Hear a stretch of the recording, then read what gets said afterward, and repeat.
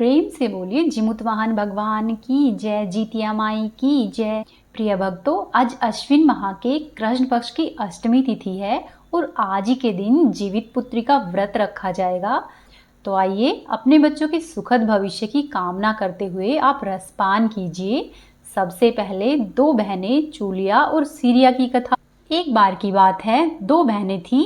एक का नाम था चूलिया और दूसरी का नाम सीरिया था। चूलिया बहुत मेहनती थी और गरीब भी थी। वह मजदूरी करके अपने बच्चों को पालती थी। लेकिन सीरिया गलत आचरण वाली थी, जो हमेशा ही मौज मस्ती करती और ऐसो आराम से रहती थी। और वह चूलिया से जलती भी थी। हर वक्त सीरिया यही सोचती थी कि चूलिया इतनी खुश कैसे रह सकती है।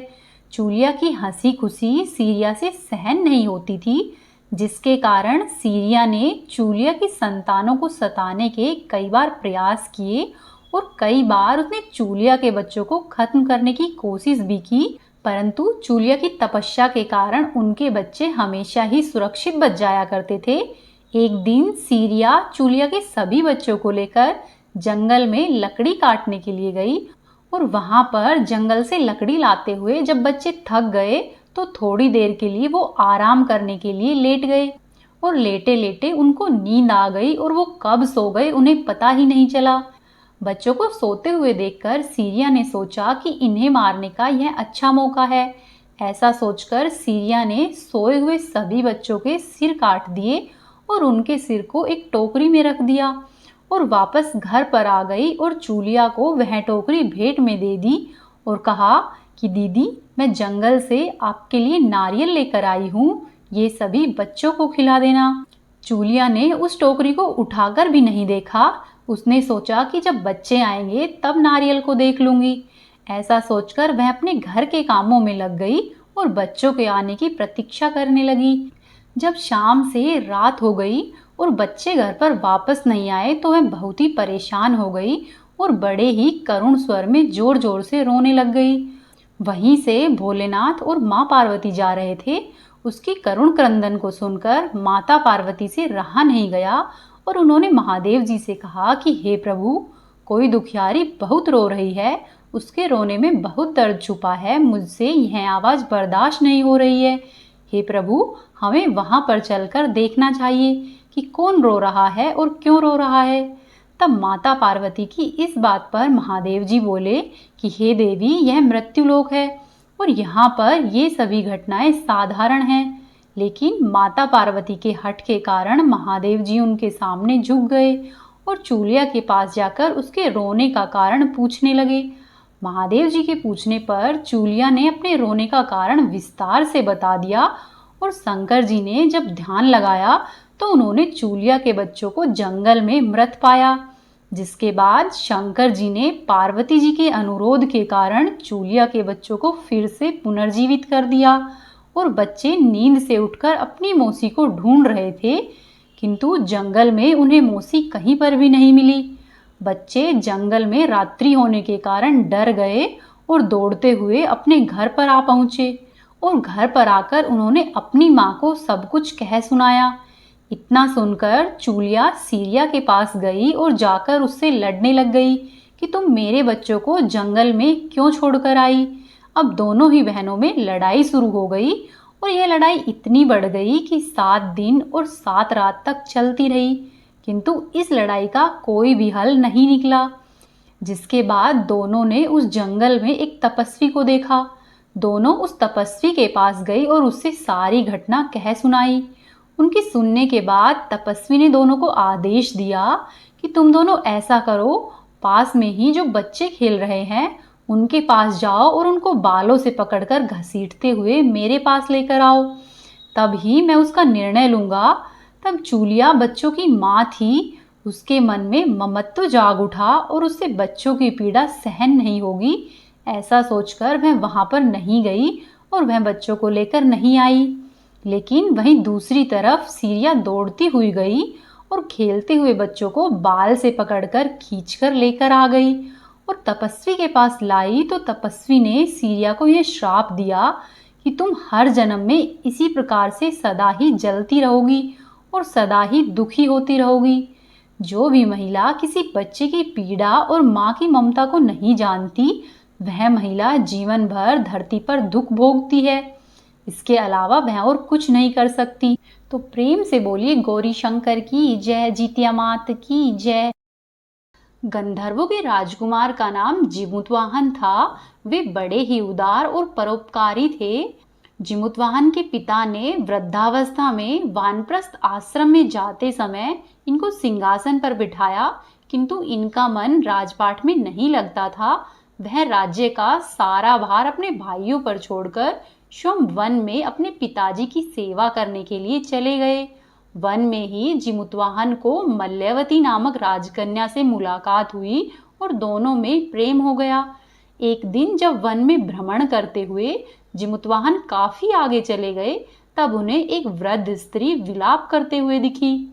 पूछने पर वृद्धा ने रोते हुए बताया कि मैं नागवंश की स्त्री हूँ, मुझे एक ही पुत्र है और पक्षीराज गरुड़ के कोप से मुक्ति दिलाने के लिए नागों ने यह व्यवस्था की है कि वे गरुड़ को प्रतिदिन ही भक्षण के लिए एक युवा नाग सौंप देते हैं। और आज मेरे पुत्र शंखचूड़ की बलि का दिन है। आज मेरे पुत्र के जीवन पर संकट है और थोड़ी ही देर में मैं पुत्र विहीन हो जाऊंगी। एक स्त्री के लिए इससे बड़ा दुख क्या होगा कि उसके जीते जी उसका पुत्र नहीं रहे। जिमुतवाहन को यह सब सुनकर बड़ा दुख हुआ और उन्होंने उस वृद्धा को आश्वस्त करते हुए कहा कि माता, तुम डरो मत, मैं तुम्हारे पुत्र के प्राणों की अवश्य ही रक्षा करूंगा। आज उसके स्थान पर स्वयं मैं अपने आप को उस लाल कपड़े में ढककर वंध्य शिला पर लेटूंगा, ताकि गरुड़ आए और मुझे खा जाए, जिससे कि तुम्हारा पुत्र बच जाए। इतना कहकर जिमुतवाहन ने शंखचूड़ के हाथ से लाल कपड़ा ले लिया और वे स्वयं उसको लपेटकर गरुड़ को बलि देने के लिए चुनी गई वंध्य शिला पर लेट गए। नियत समय पर गरुड़ बड़े वेग से आए और वे लाल कपड़े में ढके जिमुतवाहन को पंजे में दबोचकर पहाड़ के शिखर पर जाकर बैठ गए। गरुड़ ने अपनी कठोर चोंच का प्रहार किया और जिमुतवाहन के शरीर से मांस का बड़ा हिस्सा नोच लिया। इसकी पीड़ा से जिमुतवाहन की आंखों से आंसू बह निकले और वह दर्द से कराहने लगा। अपने पंजे में जकड़े हुए प्राणी की आंखों में से आंसू और मुंह में से कराह सुनकर गरुड़ बड़े ही आश्चर्य में पड़ गए, क्योंकि पहले ऐसा कभी नहीं हुआ था। उन्होंने जिमुतवाहन से उसका परिचय पूछा तो जिमुतवाहन ने कहा कि हे महाभाग, मेरी माता का नाम शैव्या और मेरे पिता का नाम शालिवाहन है। सूर्यवंश में मेरा जन्म हुआ है और जिमुतवाहन मेरा नाम है। और फिर जिमुतवाहन ने सारा किस्सा गरुड़ को कह सुनाया कि कैसे एक स्त्री के पुत्र की रक्षा के लिए वह अपने प्राण देने आए हैं, और उनसे कहा कि हे गरुड़देव, अब आप मुझे खाकर अपनी भूख शांत कीजिए। गरुड़ उनकी बहादुरी और दूसरे के प्राण रक्षा के लिए स्वयं का बलिदान देने की हिम्मत से बहुत प्रभावित हुए। गरुड़ को स्वयं पर पछतावा होने लगा। वह सोचने लगे कि यह एक मनुष्य है जो कि दूसरे के पुत्र की रक्षा के लिए स्वयं की बलि दे रहा है, और एक मैं हूँ जो कि देवों के संरक्षण में हूँ, किंतु दूसरों के संतानों की बलि ले रहा हूँ। ऐसा सोचकर गरुड़ देव ने जिमुतवाहन को मुक्त कर दिया और गरुड़ ने कहा कि हे उत्तम मनुष्य, मैं तुम्हारी भावना और त्याग से अत्यधिक प्रसन्न हूँ। मैंने तुम्हारे शरीर पर जो घाव दिए हैं मैं उन्हें ठीक कर देता हूँ। तुम अपनी प्रसन्नता के लिए मुझसे कोई वरदान मांग लो। तब राजा जिमुतवाहन ने कहा कि हे पक्षीराज, आप तो सर्वसमर्थ हैं। यदि आप प्रसन्न हैं और वरदान देना चाहते हैं तो आप मुझे यह वरदान दीजिए कि आपने अब तक जितने प्राणियों को खाया है वो सब जीवित हो जाए। और हे गरुड़राज, अब से आप यहाँ पर किसी को भी नहीं खाए, और ऐसा कोई उपाय कीजिए कि यहाँ पर जो भी उत्पन्न हुआ है वह बहुत दिनों तक जीवित रहे। पक्षीराज गरुड़ ने राजा को वरदान दिया और स्वयं अमृत लाने के लिए नागलोक चले गए। वहां से गरुड़राज अमृत लेकर आए और उन्होंने उन मरे हुए मनुष्य की हड्डियों पर वह अमृत छिड़क दिया। ऐसा करने से वे सभी लोग जीवित हो गए जिनको कि गरुड़ ने पहले खाया था। राजा के त्याग और गरुड़ की कृपा से वहां के लोगों के सभी प्रकार के कष्ट दूर हो गए। उस समय राजा के शरीर का घाव भी ठीक हो गया और उसके शरीर की शोभा दुगुनी हो गई। राजा की दयालुता देखकर गरुड़ ने कहा कि हे राजन, मैं संसार के कल्याण के लिए तुम्हें एक वरदान और दूंगा।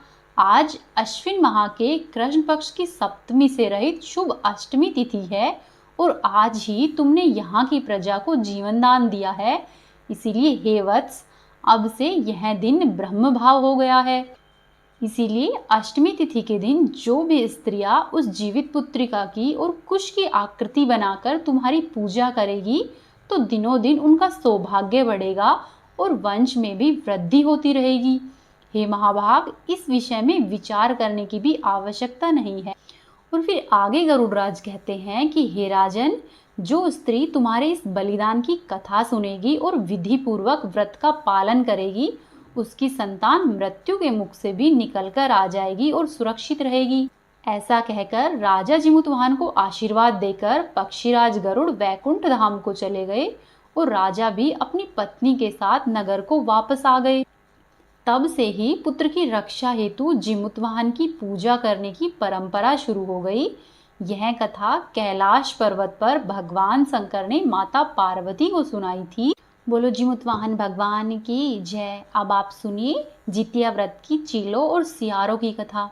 एक समय की बात है, किसी वन में सेमर के पेड़ पर एक चील रहती थी और पास की ही झाड़ी में एक सियारनी भी रहती थी। दोनों में खूब मित्रता थी।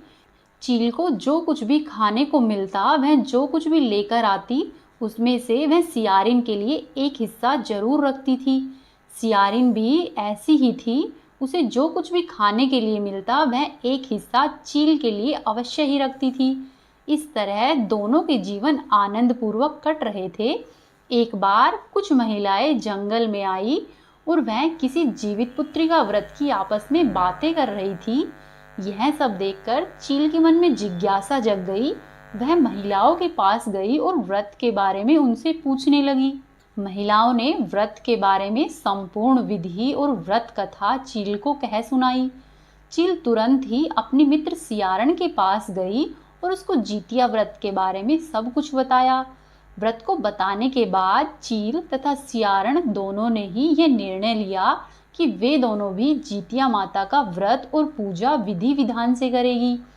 ऐसा निश्चय करके चील तथा सियारण दोनों ने व्रत का संकल्प लिया और शाम के समय, प्रदोष काल के समय में दोनों ने पूजा की और पूजा के बाद ही चील और सियारण दोनों को ही भूख लगने लगी। चील तो इस भूख को सहती रही, लेकिन सियारण से यह भूख बर्दाश्त नहीं हुई और जब बर्दाश्त नहीं हुई तो वह जंगल में गई और वहां पर उसने मांस और हड्डी पेट भर कर खाया। और चील ने जब हड्डी चबाने की कड़कड़ की आवाज़ सुनी तो उसने सियारण से कहा कि यह कैसी आवाज़ है। तो सियारण ने कहा कि बहन, भूख के मारे मेरा पेट गुड़गुड़ा रहा है, यह उसी की आवाज़ है। मगर चील को पता चल गया। फिर उसने सियारिन को खूब लताड़ा कि जब व्रत नहीं हो सकता था तो संकल्प क्यों लिया। सियारिन लजा गई, परंतु व्रत भंग हो चुका था। चील ने रात भर भूखे प्यासे रहकर व्रत को पूरा किया और अगले दिन नवमी को वह सुबह सवेरे गौशाला में गई और वहां पर गाय का दूध पिया और इस तरह से चील ने नवमी के दिन व्रत का पारण किया। कुछ दिनों के बाद वे दोनों ही मर गई और अगले जन्म में वे अयोध्या में किसी धनी व्यापारी के यहाँ पर जन्मी। संयोग से उन दोनों का ही जन्म एक ही घर में हुआ। उसमें से सियारिन बड़ी हुई और चील छोटी हुई। वे दोनों ही शुभ लक्षणों से युक्त थी, इसीलिए बड़ी लड़की काशीराज के और छोटी उसके मंत्री के साथ ग्रहापत्य अग्नि के सामने विधि पूर्वक ब्याही गई। पूर्व जन्म के कर्म फल से वह सियारिन जिन भी बच्चों को उत्पन्न करती वह मर जाते और पूर्व जन्म की बातों को याद करने वाली छोटी बहन यानी कि चील को अष्टवसुओं के समान तेजस्वी 8 बेटे उत्पन्न हुए और उसके सभी पुत्र जीवित रह गए। जब बड़ी बहन ने अपनी छोटी बहन के पुत्रों को जीवित देखा तो उसे बहुत अधिक ईर्ष्या हुई और उसने अपने पति से कहा कि हे स्वामी, यदि तुम मुझे जीवित रखना चाहते हो तो इस मंत्री के सभी पुत्रों को उसी जगह पर भेज दो जहाँ पर कि मेरे बच्चे गए हैं, अर्थात इन्हें मार डालो। यह सुनकर राजा ने उस मंत्री के पुत्रों को मारने के लिए कई प्रकार के प्रयास किए, किंतु मंत्री पत्नी ने जीवित पुत्रिका के पुण्य के बल से अपने सभी पुत्रों को बचा लिया। फिर क्या होता है कि एक दिन राजा ने अपने आदमियों से उन पुत्रों का सिर कटवाकर पिटारी में रखवा दिया और कहा कि वह पिटारी मंत्री की पत्नी के पास भेज दो। किंतु जितिया भगवान ने मिट्टी के सिर बनाकर उन सभी धड़ पर लगा दिए और इससे कि वो 8 बच्चे फिर से जीवित हो गए। और जिन पिटारी में उनके सिर रखे गए थे उनमें बेशकीमती हीरे जवाहरात हो गए और वो 8 लड़के अपनी माता के पास वापस चले गए। उनको जीवित देखकर रानी को बड़ा ही आश्चर्य हुआ और अंत में वह मंत्री की पत्नी के पास गई और उससे पूछा कि बहन, तुमने ऐसे कौन से पुण्य किए हैं जिससे कि तुम्हारे पुत्र बार बार मारे जाने पर भी नहीं मरते हैं। इस पर मंत्री की पत्नी ने कहा कि बहन, शायद तुम्हें अपना पहले का जन्म याद नहीं है। तुम पहले के जन्म में शियारिन थी और मैं चील थी। हम दोनों ने ही व्रत किया था और तुमने व्रत के नियमों का पालन नहीं किया था और मैंने व्रत के नियमों का पालन किया था। इसी दोष से हे बहन, तुम्हारे बेटे जीवित नहीं रहते हैं और मेरे बच्चों की रक्षा स्वयं जितिया भगवान करते हैं। हे बहन, अब तुम ऐसा करो, उस जितिया व्रत को करो जिससे कि तुम्हारे बच्चे दीर्घायु होंगे। मैं तुम्हें यह सब सच सच कह रही हूँ। रानी ऐसा सुनकर अपने राजमहल में वापस आ गई और अगले साल जब जितिया व्रत पड़ा तो यह व्रत सियारिन और उसकी बहन चील ने एक साथ रखा। माता जितिया सियारिन के व्रत से प्रसन्न हुई और उसको पुत्र का आशीर्वाद दिया। कुछ दिनों के बाद ही रानी ने भी सुंदर बालक को जन्म दिया और अब दोनों ही बहनें प्रेम भाव से खुशी खुशी रहने लगी। अब आप सुनिए जितिया व्रत की 2 बहनों की दूसरी कहानी। एक बार की बात है, एक राजा था, उसकी एक रानी थी जिनको कि काफी समय के बाद एक पुत्री का जन्म हुआ। राजा और पूरे राजमहल में खुशियां फैल गई, लेकिन यह खुशियां कुछ समय के लिए ही रही। पुत्री के जन्म के बाद रानी की मृत्यु हो गई, जिसके कारण पूरे महल में मातम छा गया और राजा को अपनी पुत्री से नफरत हो गई, क्योंकि वह मानते थे कि उस पुत्री की वजह से ही उनकी रानी की मृत्यु हो गई है। इसीलिए उन्होंने उसे अभागन कहकर उससे दूरी बना ली। राजा ने कहा कि वह कभी भी इस लड़की की शक्ल नहीं देखेंगे। महल के सभी लोग और दास दासियां उस बच्ची के प्रति हमदर्दी दिखाने लगे। उन्होंने उसे दुखनी कहना शुरू कर दिया, क्योंकि वह जन्म से ही दुखी थी। राज्य के मंत्रियों ने राजा को कई बार समझाया कि इन सब में बच्ची का कोई दोष नहीं है, लेकिन राजा ने किसी की एक बात भी नहीं सुनी। दुखनी को दासियों के हवाले छोड़ दिया और राजा ने खुद दूसरी शादी कर ली। जब दूसरी रानी महल में आ गई तो धीरे धीरे समय बीतता गया और धीरे धीरे दूसरी रानी ने भी एक लड़की को जन्म दिया। महल में खुशियां मनाई गई और राजा भी बहुत खुश थे। उस लड़की का नाम सुखनी रखा गया, क्योंकि उसके आने से महल में बहुत सारी खुशियां आ गई थी। राजा और रानी दोनों ही बहुत खुश थे। जब रानी की अपनी बेटी हो गई तो वह दुखनी से और भी नफरत करने लग गई। राजा भी उसे अर्थात दुखनी को देखना पसंद नहीं करते थे, जिसके कारण दुखनी हमेशा ही उपेक्षा का शिकार होती गई। धीरे धीरे दोनों बच्चियां बड़ी होती गई। सुखनी भी दुखनी को पसंद नहीं करती थी। सुखनी हमेशा ही अच्छा खाना खाती, अच्छे कपड़े पहनती और एक राजकुमारी की तरह ही जिंदगी जीती थी। वहीं दूसरी ओर दुखनी को जो भी मिलता वह वहीं खा लेती और अपनी सौतेली माँ की डांट भी सुनती थी। कितना भी अच्छा कर ले फिर भी उसे केवल ताने ही मिलते थे कि जन्म लेते ही अपनी माँ को खा गई। धीरे धीरे सुखनी और दुखनी दोनों बड़ी हो गई और विवाह के योग्य हो गई। अब राजा के सलाहकारों ने दुखनी के विवाह की बात की तो राजा ने कहा कि हाँ, विवाह तो मुझे करना है। वैसे भी उस अभागन को इस राज्य से बाहर भेजना है, वह मेरे राज्य पर बोझ है। राजा ने कभी भी अपनी बड़ी पुत्री को प्यार के बोल नहीं बोले। अब राजा ने रानी से विचार विमर्श किया कि दुखनी का विवाह करना है। तो रानी ने कहा कि देखिए महाराज, दुखनी और सुखनी दोनों में 2 साल का अंतर है। दोनों ही विवाह के योग्य हो गई है, लेकिन हमारी सुकनी का भी विवाह करना है। रानी की बात सुनकर राजा कहने लगे कि मेरी समझ में नहीं आ रहा है कि दुखनी के लिए कैसा वर ढूंढूं, क्योंकि मुझे तो दुखनी से कोई लगाव नहीं है। वह कुलक्षणी है, मेरे घर में जो कुछ भी बुरा हुआ है वह सब उसकी वजह से ही हुआ है। उसने जन्म लेते ही अपनी माँ को खा लिया और जो रानी मुझे प्राणों से प्यारी थी वह मुझे छोड़कर चली गई। अगर दुखनी किसी दूसरे घर भी जाएगी तो वहां पर भी वह बुरा ही करेगी, क्योंकि उसका बुरा साया वहां पर पड़ेगा और उन सब के साथ कुछ भी बुरा हो सकता है। मैंने तो आज तक दुखनी का चेहरा नहीं देखा और कभी भी नहीं देखूंगा, लेकिन विवाह तो मुझे करना ही पड़ेगा, यहाँ से उसे विदा करना ही पड़ेगा। तब सौतेली माँ कहने लगी कि महाराज, दुखनी की शादी आप किसी गरीब मजदूर के यहाँ पर करा दीजिए। अगर वह किसी महल में जाएगी तो वहां पर भी बुरा हो सकता है। सब लोग हमें ही दोष देंगे कि ऐसी अपशगुनी बेटी को हमारे यहाँ पर क्यों भेजा। जब सब पहले से ही पता था तो उसकी शादी हमारे राजमहल में क्यों की। इसीलिए इसे कहीं गरीब घर में दे दीजिए और मेरी सुकनी के लिए कोई अच्छा सा राजकुमार ढूंढिए। रानी की बात राजा को सही लगी। राजा राजमहल में आया और अपने मंत्रियों के साथ विचार विमर्श करने लगा।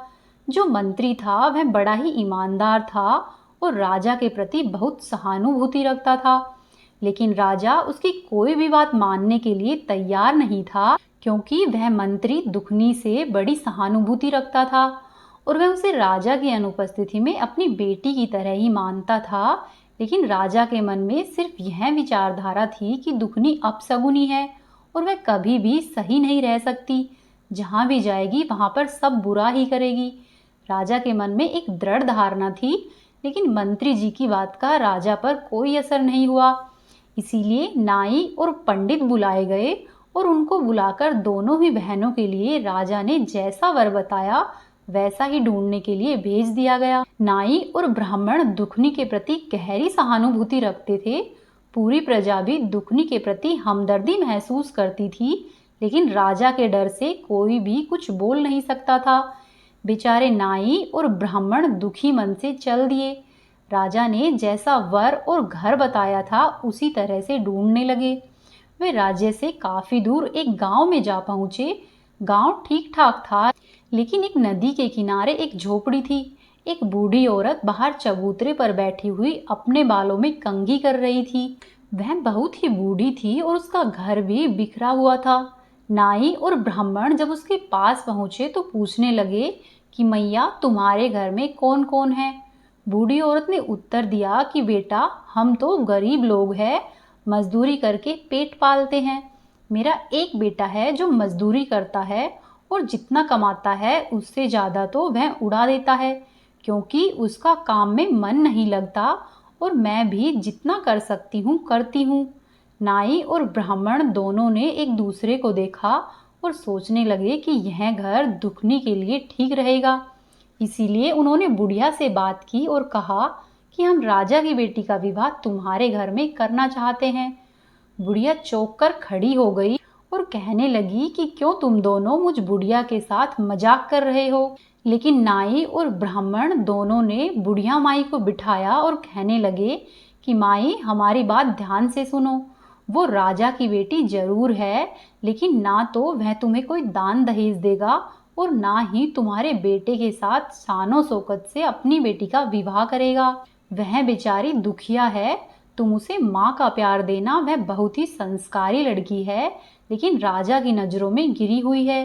राजा उसे कुलक्षणी और अपशगुनी मानता है। हे मैया, पूरी प्रजा को उससे सहानुभूति है, लेकिन यदि वह तुम्हारे घर आएगी तो तुम्हारे घर को स्वर्ग बना देगी। वह बहुत ही अच्छी लड़की है, लेकिन राजा के खिलाफ कोई भी बोलने की हिम्मत नहीं कर सकता है। तब बुढ़िया माई कहने लगी कि ठीक है बेटा, मेरे बेटे का तो विवाह होना ही मुश्किल है। कौन अपनी लड़की मेरे बेटे के लिए देगा? मुझे तो इसी में खुशी है कि मेरे बेटे का विवाह हो जाएगा। अब नाई और ब्राह्मण वहां दुखनी का रिश्ता तय करके आगे बढ़ जाते हैं और उसी राज्य के राजा से मिलते हैं। जहां पर वे गए थे वहां के राजा के बेटे के साथ सुकनी का विवाह तय करके अपने राज्य में वापस आते हैं और सारी बातें राजा को कह सुनाते हैं। निश्चित समय पर शुभ मुहूर्त निकालकर दोनों का विवाह एक ही दिन तय हो जाता है। दुखनी के विवाह में केवल 5 लोग आए थे, क्योंकि बेचारे गरीब थे। राजा और रानी को इस बात की कोई परवाह नहीं थी। जैसे तैसे करके फेरे हुए और दुखनी को विदा कर दिया गया। उसके साथ ना तो कोई दान दहेज दिया, ना ही कोई सेवक और सेविका भेजी। बेचारी दुखनी आंसू भरी आंखों से अपने मायके से ससुराल के लिए निकल ली। यह अपनी किस्मत का लिखा मानकर विदा हुई। वहीं दूसरी ओर सुखनी की बारात बहुत ही धूमधाम से आई थी। राजा ने बहुत उत्साह से सुखनी का विवाह किया और बहुत अधिक दान दहेज दिया। बहुत सारा धन, घोड़े, हीरे मोती आदि राजा ने अपनी बच्ची को विदाई में दिए। राज्य का राजकुमार और दूसरा राजा बहुत ही खुश हुए और सुखनी की विदाई बड़े ही ठाट बाट से हुई। दोनों ही बहनें विदा होकर अपने अपने घर को चल दी। बेचारी दुखनी झोपड़ी में आई और अपनी किस्मत मानकर फूट फूट कर रोने लगी। लेकिन उसने ईश्वर की मर्जी मानकर अपने पति और सासू माँ की सेवा करने में जुट गई। उसकी सास बूढ़ी थी। दुखनी बेचारी अपनी सासू माँ के हाथ पैर दबाती, कंघी करती, उनके कपड़े धोती और खाना बनाती। उसका पति मजदूरी करता और आधे से ज़्यादा पैसे नशे में उड़ा देता था और कुछ पैसे लाता था जिससे कि घर का गुजारा भी नहीं हो पाता था। दुखनी ने अपनी सासू माँ से कहा कि माँ जी, अगर मैं कुछ काम करूँ तो हमारे हालात कुछ ठीक हो जाएंगे। बुढ़िया अपनी बहू को बिल्कुल ही अपनी बेटी की तरह प्यार करती थी, लेकिन दुखनी का पति उसे बहुत तंग करता था। अगर दुखनी अपने पति से कुछ कहती तो उसे मारता पीटता था। धीरे धीरे समय बीतता रहा। अब दुखनी गर्भवती थी। कुछ सालों के बाद दुखनी के 2 बेटे और 2 बेटियां हो गई।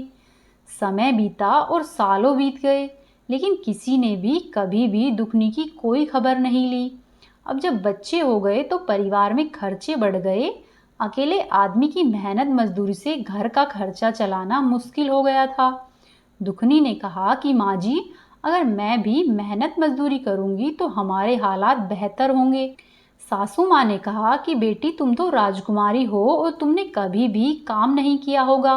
तब दुखनी ने कहा कि माँ जी, वैसे तो मैं राजकुमारी हूँ, लेकिन अपने पिताजी के घर में भी मैं काम किया करती थी, इसीलिए मुझे काम करने से कोई ऐतराज नहीं है। दुखनी का व्यवहार बड़ा मीठा था। उसके पड़ोसी और गांव के सभी लोग उसके स्वभाव से बहुत ही प्रसन्न थे। दुखनी पूजा पाठ वाली, धार्मिक विचारों वाली महिला थी। उसे काम मिलने में देर नहीं लगी। वह लोगों के घरों में काम करने लगी। किसी का खाना बनाती तो किसी के घर में झाड़ू पोछा करती।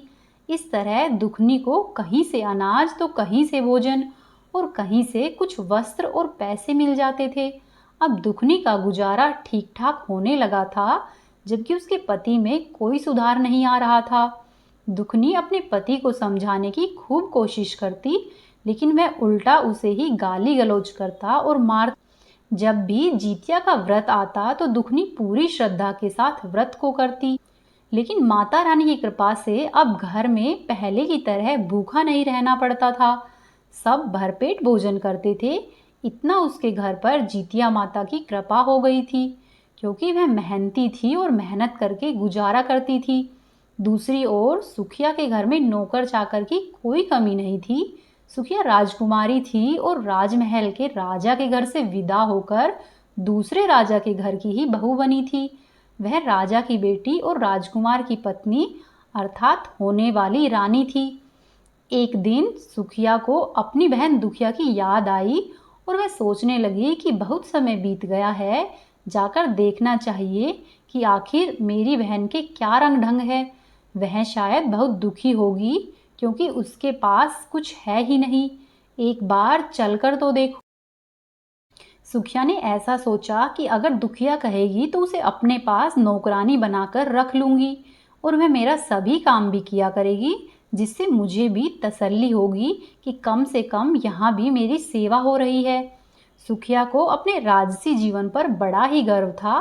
सुखिया दुखिया के घर गई और दुखिया ने जब अपनी बहन को देखा तो वह बहुत ही खुश हुई। उसने दौड़कर खुशी खुशी अपनी बहन का आदर सत्कार किया और उसे अंदर बुलाकर बैठने के लिए पीढ़ा दिया। दुखिया ने देखा कि दुखिया की झोपड़ी में बहुत गरीबी है। उसके बच्चे इधर उधर खेल रहे हैं और किसी के तन पर फटे हुए कपड़े थे और कोई बिना कपड़ों के ही था।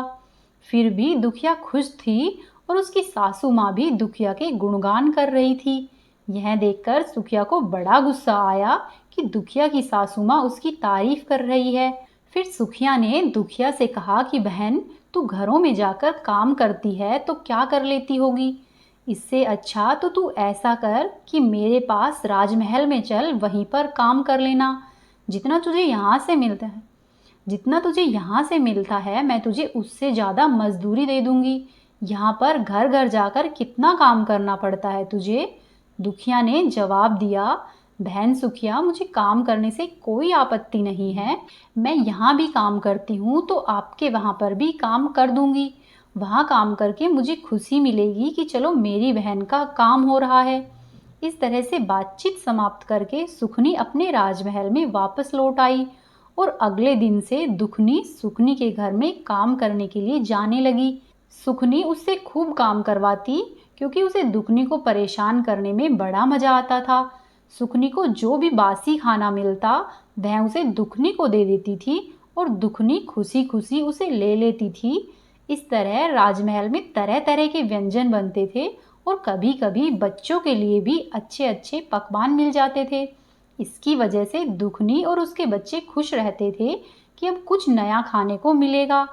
इसी तरह से धीरे धीरे एक बार जितिया का व्रत आया और बच्चे कहने लगे कि माँ, आज तो आप मौसी के यहाँ पर जाओगी और नए नए पकवान मिलेंगे, हमारे लिए भी कुछ लेकर आना।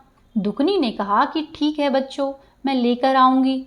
फिर दुखनी सुखनी के पास काम करने के लिए गई और काम करके कहने लगी कि बहन, आज नहाए खाए है और जितिया का व्रत है तो मुझे भी कुछ पकवान दे देना। बच्चे बड़े ही उम्मीद से बैठे हैं। तब सुखनी ने कहा कि बहन, कैसी बात कर रही हो, काम करके आज कुछ नहीं बनेगा। ऐसा कहकर उसने दुखनी को डांट दिया।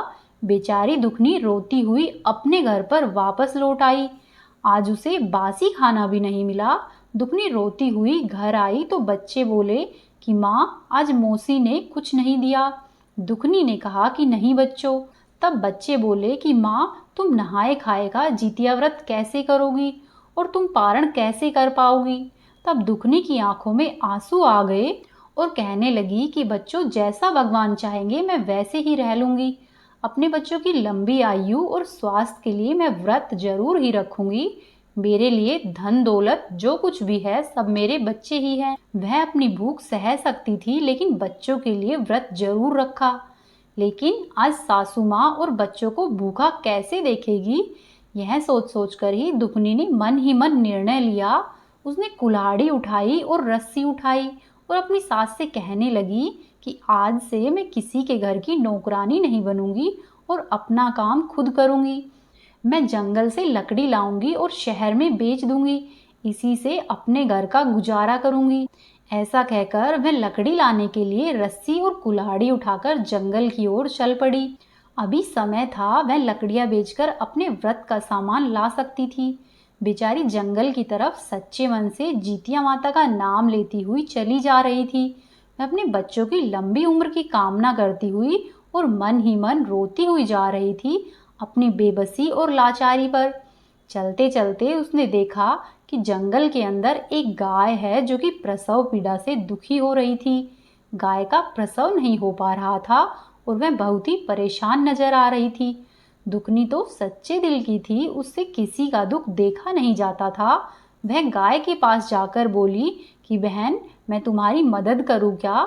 तब गाय बोली कि हाँ बहन, मैं बहुत कष्ट में हूँ, मेरा प्रसव नहीं हो पा रहा है। तब दुखनी गाय माता को सहलाने लगी और उसकी कमर पर स्नेहपूर्वक हाथ फेरने लगी। कुछ समय पश्चात गौ माता का प्रसव हो गया और गौ माता ने बछड़े को जन्म दिया।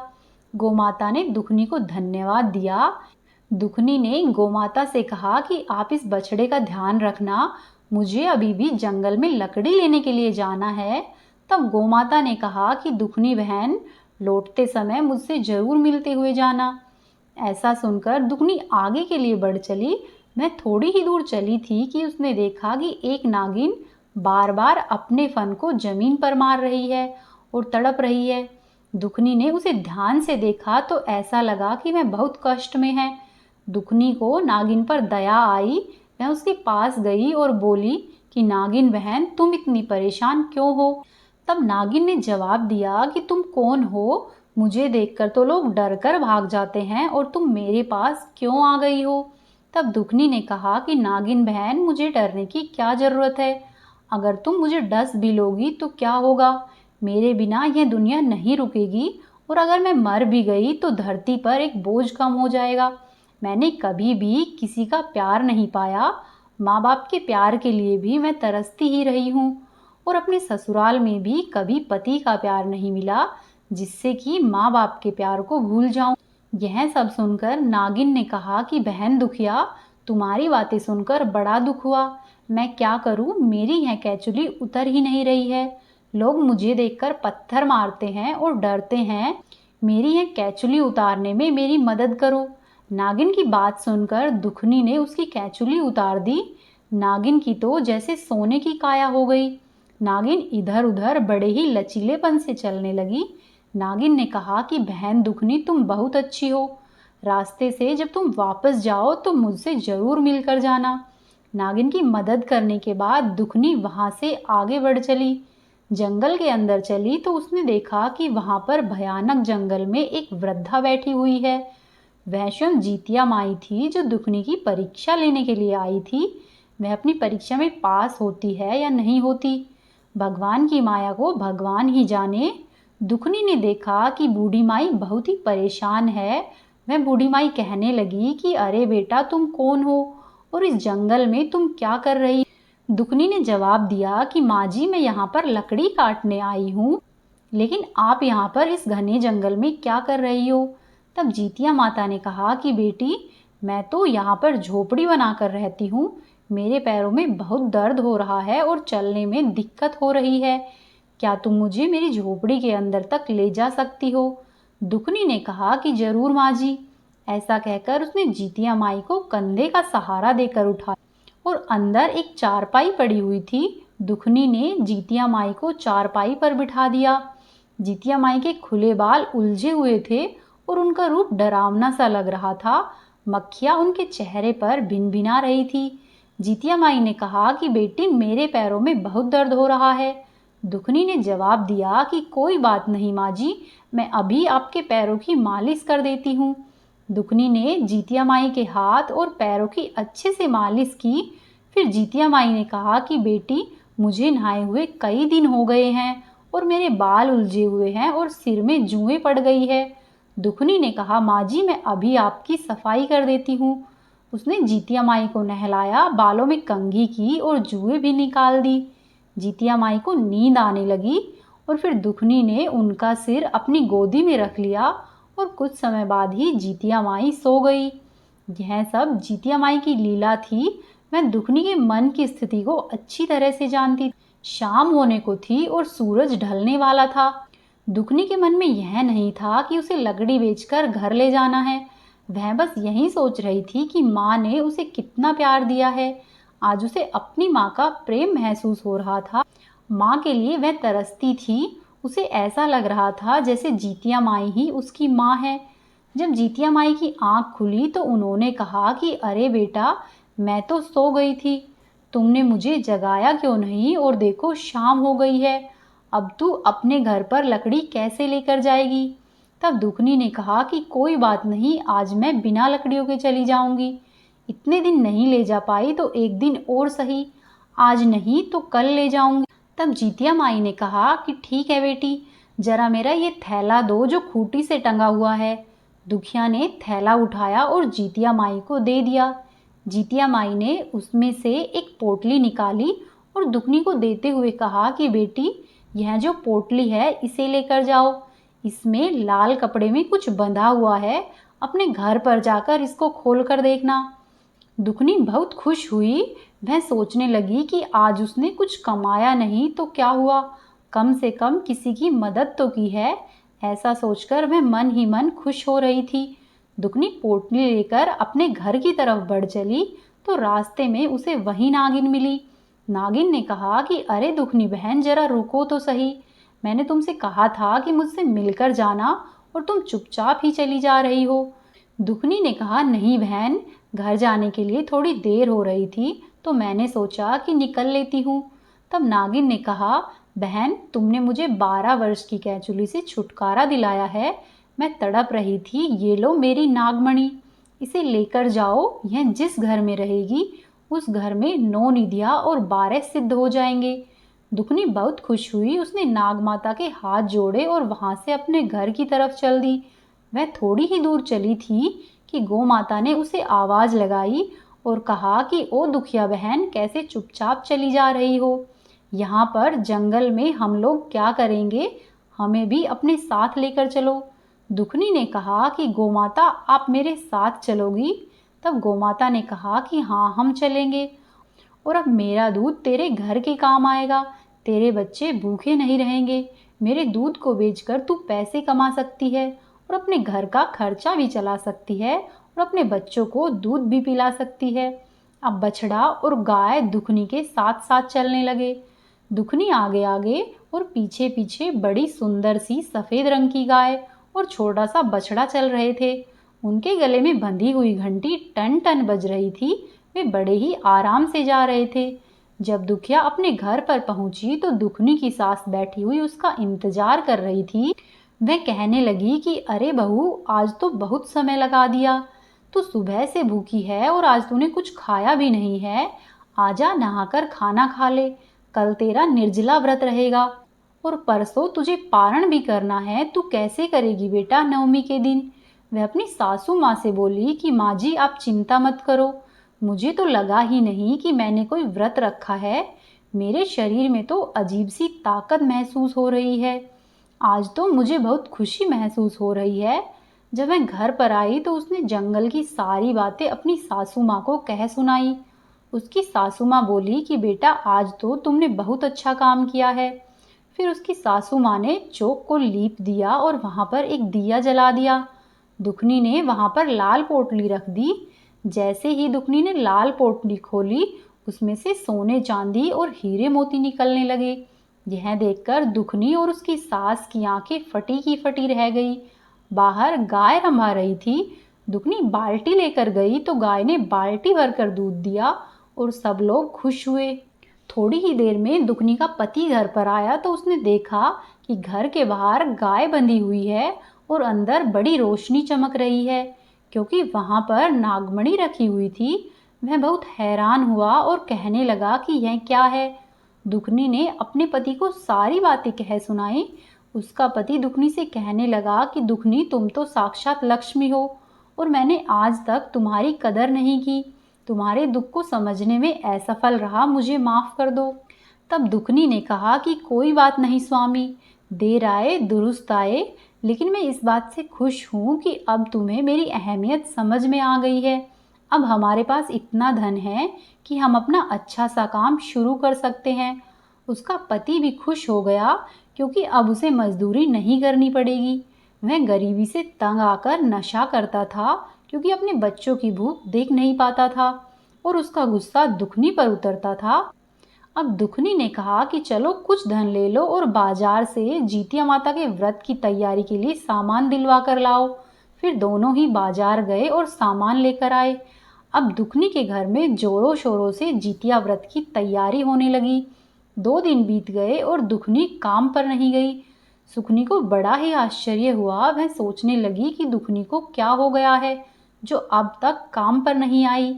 सुखनी दुखनी के घर आई और कहने लगी कि अरे दुखनी, तुम काम पर क्यों नहीं आ रही हो?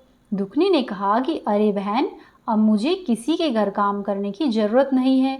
अगर तुम्हारा मन करे तो तुम ही मेरे घर पर काम करने आ जाया करो।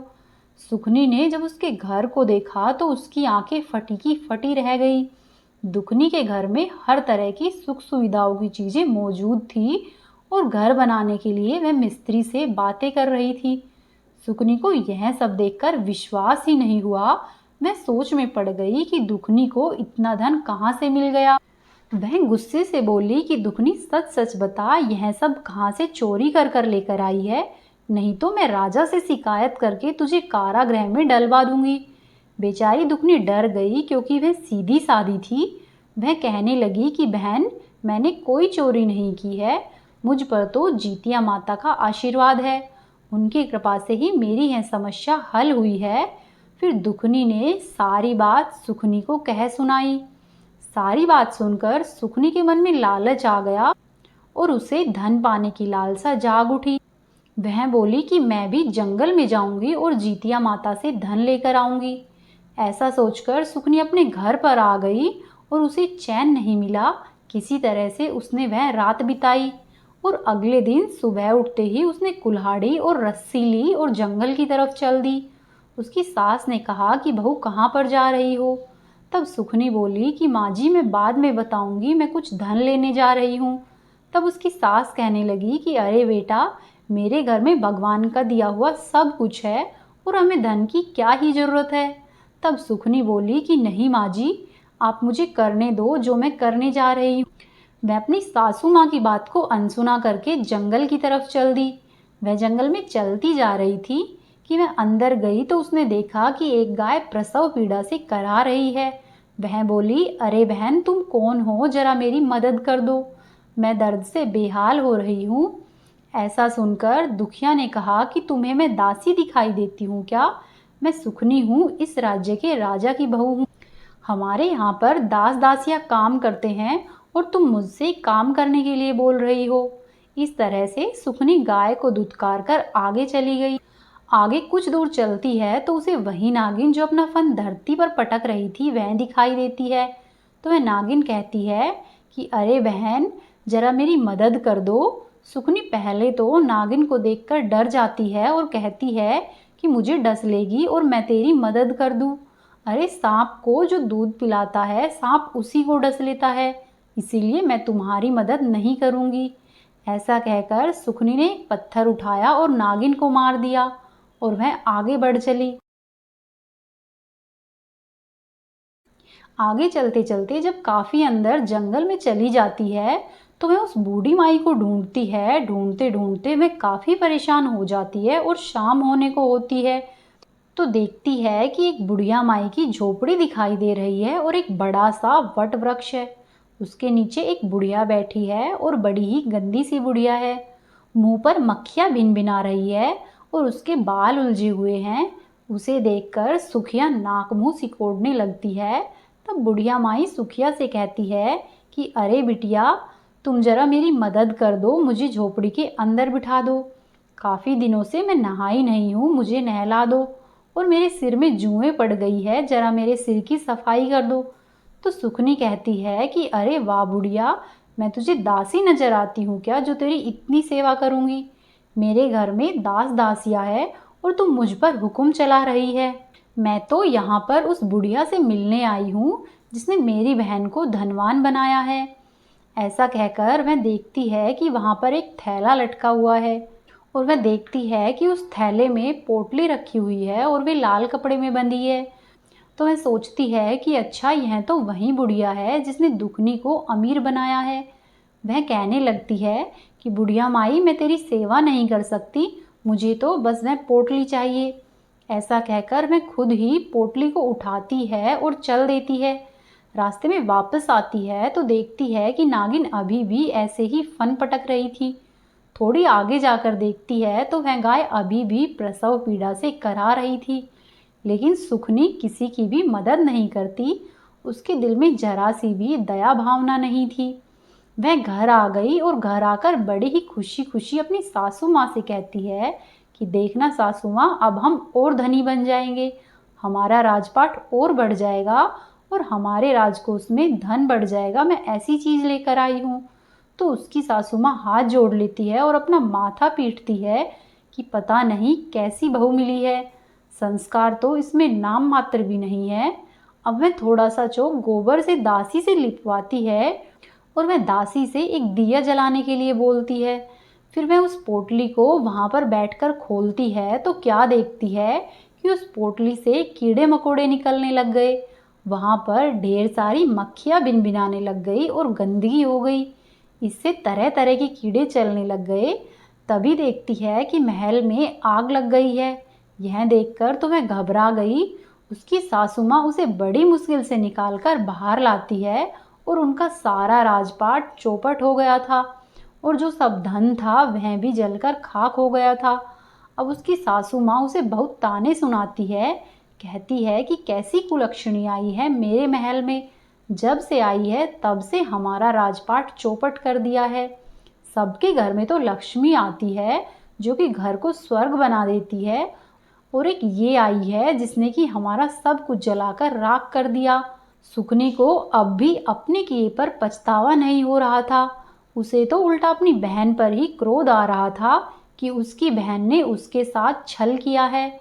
वह अपनी बहन दुखनी के घर पर पहुंच जाती है और उससे कहती है कि सच सच बता, तूने मेरे साथ छल क्यों किया?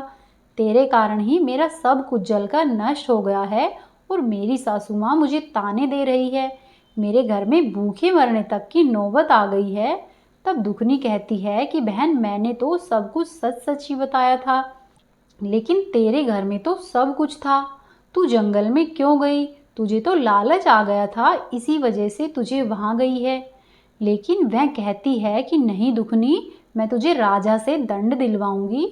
तब दुखनी मन ही मन सोचने लगती है कि मेरे पास तो कोई सबूत भी नहीं है, और ऐसा सोचकर वह रोने लगती है और रोते रोते जीतिया माता को पुकारती है और कहती है कि हे माँ, मेरी रक्षा करो। अब कैसे मैं अपनी बहन को विश्वास दिलाऊं कि मैंने जो कुछ बताया था वह सब सच था। दुखनी की इस तरह से करुण भरी पुकार को सुनकर जीतिया माता वहां पर प्रकट हो जाती है और दुखनी जीतिया माता को देखकर उनके चरणों में गिर पड़ती है। सुखनी को देखकर बुढ़िया बनी जीतिया माता कहती है कि सुखनी, तेरे लालच के कारण तेरे साथ बुरा हुआ है। तेरे अंदर दया भावना, सेवा भावना कुछ भी नहीं है। यह बेचारी दुखनी तो ममता की मूरत है। इसके अंदर इतनी दया भावना है। भगवान तो उसी पर प्रसन्न होते हैं जो दिल के सच्चे होते हैं। लेकिन सुखनी, तेरे अंदर तो कपट भरा हुआ है। तू दूसरों को देखकर भी खुश नहीं है, इसीलिए तुझे यह सब सजा मिली है। तुझे तेरी ही करनी का फल मिला है और दुखनी को उसके पूजा का फल मिला है। यह देखकर अब दुखनी जैसे रो रही थी तो सुखनी भी माता के चरणों में गिर पड़ती है और उसे अपनी करनी पर पछतावा होने लगता है। वह माता से क्षमा याचना करने लगती है और कहती है कि हे माता, मुझे माफ़ कर दो, मुझसे बड़ी गलती हो गई। तब माता से दुखनी कहती है कि हे माता, मेरी बहन को माफ़ कर दो। तो माता रानी सुखनी से कहती है कि देखो, तू दुखनी का कितना बुरा चाहती थी, लेकिन दुखनी तो अभी भी तेरा सुख चाहती है। माता उसे सौभाग्य और बेटे का आशीर्वाद देती है और कहती है कि तेरा राजपाट पहले के जैसा ही हो जाएगा, और फिर दोनों बहनों को खुश रहने का आशीर्वाद देकर जीतिया माता वहां से अंतर्ध्यान हो जाती है। सुकनी को सबक सिखाने के लिए यह सब जीतिया माता की लीला थी। अब उसका राजपाट पहले के जैसा ही हो गया था और सुकनी में बदलाव आ गया था। अब वह अपनी बहन दुखनी के साथ अच्छे से रहती थी, घमंड भी नहीं दिखाती थी और उसके साथ पूजा पाठ करने लगी। प्रत्येक वर्ष जीतिया माता का व्रत आता तो व्रत धारण करती, कथा सुनती और मिलकर पूजा पाठ करती। अब दोनों ही बहनें अमीर हो गई। किसी के भी घर में किसी भी चीज़ की कोई कमी नहीं थी। हे जीतिया माता, आप जैसी दुखनी को आई है ऐसी सबको आना, और जैसी सुखनी को आई है ऐसी किसी को मत आना। बोलो जीतिया मात की जय। अब आप सुनिए जीतिया व्रत की अगली कथा। एक बार की बात है, दो बहनें थीं। एक का नाम था सुखिया और दूसरी का नाम था दुखिया। दोनों का ही भाग्य उनके नाम के जैसा ही था। दुखिया गरीब थी और वह बहुत ही दुखी रहती थी। वहीं दूसरी तरफ सुखिया अमीर थी और हमेशा ही सुखपूर्वक रहती थी। दोनों एक ही गांव में रहती थी। दुखिया सुखिया के घर में काम करती थी, साफ सफाई करती थी और खाना बनाती थी, और जो खाना बच जाता था वह खाना सुखिया दुखिया को दे देती थी। इस तरह से दुखिया का घर चलता था। समय बीतता गया, दोनों के ही बच्चे थे।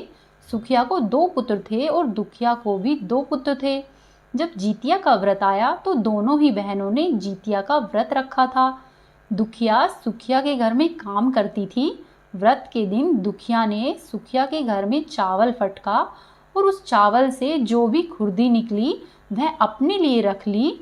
और फिर उसने साग काटा और साग के जो पत्ते थे वह उसने सुखिया के लिए रख दिए और फिर जो डंठल बची थी वह उसने अपने लिए रख ली। इस तरह से दुखिया ने सुखिया के घर पर सारा खाना बना दिया और अपने घर पर चावल की खुर्दी और साग की डंठल लेकर आ गई। और अपने घर आने के बाद उसने अपने बच्चों के लिए भी खाना बनाया। खुर्दी का चावल और साग की डंठल बनाकर उसने वह खाना अपने बच्चों को खिलाया और खुद भी खाया। उसके बाद दुखिया सोने के लिए चली गई। आधी रात में एक बूढ़ी औरत उसके घर पर आई और दरवाजा खटखटाने लगी। तो दुखिया पूछती है कि कौन है। तब बाहर से वह बुढ़िया बोलती है कि बेटा हम हैं। दुखिया ने उठकर गेट खोला और उससे पूछने लगी कि अम्मा आपको क्या चाहिए, आप कौन हैं और इतनी रात में आप यहाँ पर किस लिए आई है। तब बुढ़िया बोलती है कि बेटा मुझे भूख लगी है, कुछ खाने के लिए दे दो। तब दुखिया बूढ़ी अम्मा को घर के अंदर ले आती है और कहती है कि बूढ़ी अम्मा हम लोग बहुत गरीब हैं, आज मैंने चावल की खुर्दी बनाई है और साग का डंठल बनाया है, क्या आप खाएंगी। तो बूढ़ी कहती है हाँ हाँ क्यों नहीं, मैं तो अवश्य खाऊंगी। ऐसा सुनकर दुखिया अंदर गई और अंदर से खुर्दी का चावल और साग की डंठल लेकर आई और बुढ़िया अम्मा को खाने के लिए दे दिया। बुढ़िया उसे खाने लगी और खाना खाने के बाद कहती है कि बेटा मुझे अच्छे से दिखाई नहीं देता है, इसीलिए इतनी रात को मैं अंधेरे में अपने घर कैसे जाऊंगी। तो दुखिया कहती है कि कोई बात नहीं, आप यहीं पर सो जाइए और सुबह होने पर अपने घर पर चले जाना। तो बूढ़ी औरत दुखिया के ही घर में सो जाती है और फिर थोड़ी ही देर बाद वह उठकर कहने लगती है कि बेटा मुझे दीर्घ शंका लगी है, मैं कहाँ पर करूँ। तो दुखिया कहती है कि अम्मा मेरे घर में बाथरूम नहीं है, इसीलिए आप उधर कोने में कर लीजिए। तो बुढ़िया फिर से पूछती है कि बेटा भड़ करूँ या छर छर करूँ। तब दुखिया नींद में थी, वह कहती है कि माता भड़ कर दो, मैं सुबह साफ कर दूंगी। और फिर थोड़ी ही देर के बाद बुढ़िया पूछती है कि बेटा मैं अपने हाथ कहाँ पर साफ करूँ। तो दुखिया कहती है कि आप मेरे सिर में अपने हाथ को साफ कर लीजिए। जब सुबह होती है तो दुखिया को यह सब कुछ सपने के जैसा लगता है। वह सोचती है कि अवश्य ही मुझे कोई सपना आया होगा और ऐसा सोचकर वह नदी में नहाने के लिए चली जाती है। और जब वह नदी में नहाती है और अपने बाल धोती है तो उसके सिर में से जो पानी बहता है वह सोने का पानी होता है।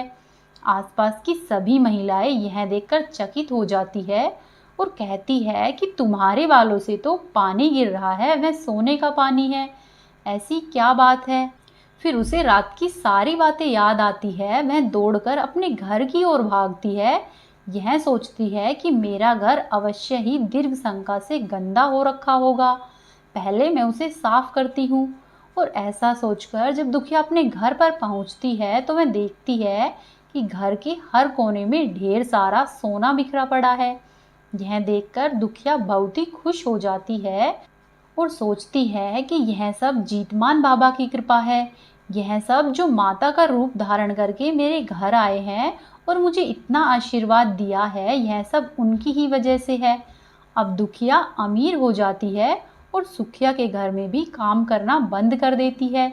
दुखिया जब अपना व्रत पूरा करती है तो अपने पुत्र से कहती है कि जाओ और मौसी के घर से तराजू लेकर आओ, यह नापने के लिए कि यह सोना कितना है। बच्चा यह सुनकर खुशी खुशी सुखिया मौसी के घर में जाता है और उससे तराजू मांगता है। तो सुखिया पूछती है कि तराजू से क्या नापना है। तो बच्चा बोलता है कि मेरे घर में ढेर सारा सोना है, उसी को मम्मी नापेगी। सुखिया कहती है कि खाने के लिए तुम्हारे पास कुछ भी नहीं है और तुम तराजू से सोना नापोगे। तो सुखिया सोचती है कि जब तराजू मांगा है तो कुछ न कुछ जरूर ही नापना होगा, इसीलिए वह तराजू के नीचे थोड़ा सा गोंद लगा कर देती है ताकि जो भी नपेगा वह थोड़ा सा इसमें चिपक जाएगा। फिर दुखिया जब तराजू पर सोना नापती है तो कुछ सोने के टुकड़े उसमें चिपक जाते हैं और जब बच्चा तराजू लौटाने जाता है तो सुखिया उस तराजू को उल्टा करके देखती है तो उस तराजू में गोंद के साथ कुछ सोना लगा हुआ था। सुखिया सोचती है कि उनके घर में जरूर कहीं से सोना आया है, इसीलिए ही वह कई दिनों से काम पर नहीं आ रही। सुखिया उसके घर जाकर देखती है कि आखिर यह सोना कहाँ से आया है। जब सुखिया दुखिया के पास जाकर पूछती है कि तुम्हारे पास इतना सोना कहाँ से आया कि तुमने तराजू मंगाई सोने को नापने के लिए, तो दुखिया उस रात की सारी कहानी अपनी बहन सुखिया को बताती है। दुखिया का मन एकदम सच्चा था, इसीलिए वह सब कुछ बता देती है। लेकिन सुखिया के मन में यह सब सुनकर लालच आने लगा कि दुखिया के पास हमसे भी ज़्यादा धन आ गया है। अब अगले जितिया में मैं भी खुर्दी का चावल और साग की डंठल बनाऊंगी। फिर अगले साल जब जितिया का व्रत आया तो दोनों ही बहनों ने जितिया का व्रत रखा। सुखिया के पास हर तरह का सुख था और धन भी था, फिर भी वह लालची थी, इसीलिए उस दिन उसने चावल को फटका और चावल को फेंक दिया और चावल की खुर्दी अपने पास रख ली। साग को साफ किया, साग को तोड़कर पत्तियां फेंक दी और डंठल अपने पास रख लिया। और उस दिन उसने चावल की खुर्दी और डंठल का साग बनाया और वहीं खाया और खा पीकर पूजा पाठ करके सोने के लिए चली गई। फिर आधी रात में उसके घर पर भी बुढ़िया आई और दरवाजा खटखटाया। सुखिया उसका ही इंतजार कर रही होती है। वह तुरंत ही दरवाजा खोल देती है और बुढ़िया को अपने घर के अंदर लेकर आ जाती है। तब बूढ़ी अम्मा बोलती है कि मुझे बहुत भूख लगी है, कुछ खाने को दे दो।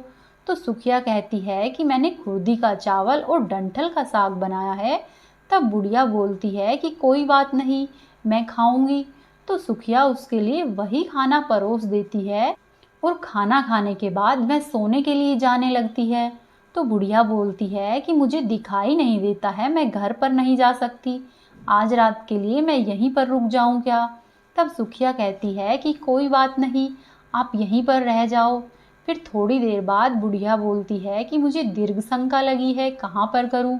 तो सुखिया कहती है कि वहीं कोने में कर लीजिए। फिर थोड़ी देर बाद बुढ़िया पूछती है कि मैं छर-छर करूं या भड़-भड़ करूं? इस समय सुखिया को याद नहीं रहता कि दुखिया ने क्या बोला था, तो सुखिया बोलती है कि माँ छर-छर कीजिए। फिर बुढ़िया पूछती है कि बेटा मैं अपने हाथ कहाँ पर साफ करूं? तो सुखिया कहती है कि आप मेरे सिर पर साफ कर लीजिए। तब बुढ़िया अपना हाथ सुखिया के सिर में साफ कर लेती है। जब सुखिया सुबह उठती है तो उसका पूरा घर गंदगी से भरा पड़ा होता है और उसके बाल में भी बहुत गंदगी लगी होती है। यह सब देखकर सुखिया बहुत दुखी हो जाती है और उसे बहुत गुस्सा भी आता है। वह अपनी बहन दुखिया को बुलाती है और उसे गुस्से से कहती है कि तुमने हमसे झूठ कहा और मेरा पूरा घर गंदा करवा दिया। तो दुखिया पूछती है कि तुमने क्या कहा था, बड़बड़ कहा था या छर-छर कहा था?